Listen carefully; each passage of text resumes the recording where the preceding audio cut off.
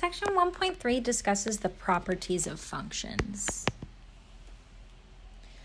A function is even if and only if, whenever a point xy is on the graph, the point negative xy is also on the graph.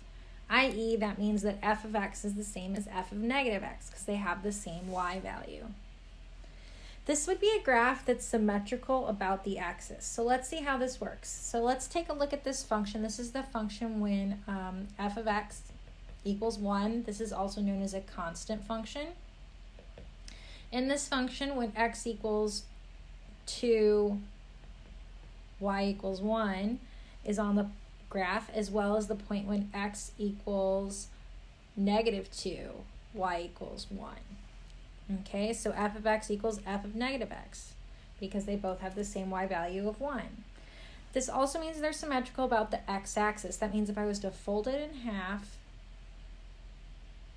about the y-axis, that means if I was about to fold it in half, right, we have symmetry around the y-axis. That's quite the typo that I will fix before I cover this in class. We also have the absolute value function, right? If f of x equals the absolute value of x, remember that absolute value is a measure of positive.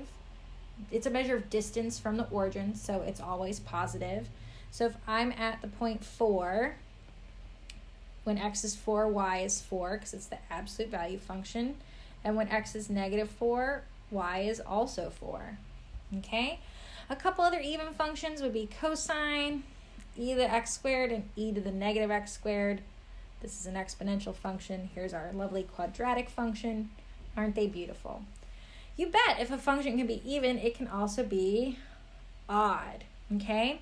A function is odd if and only if, whenever the point xy is on the graph, the point negative x, negative y is also on the graph, okay?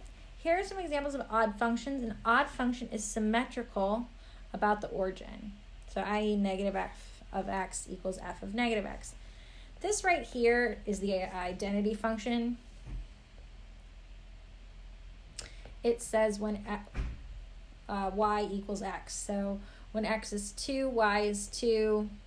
When x is negative 2, y is negative 2. See how this graph fits the point because I've got the point 2, 2 and negative 2, negative 2. So that's an odd function.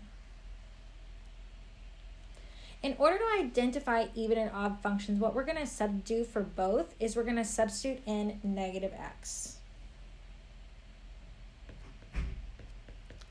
If I substitute in negative x and my new function looks like my original function, then our function is even. If I substitute in f of negative x and my new function looks like negative, my original function, then I have an odd function. Note, not every function is even or odd. There can be neither.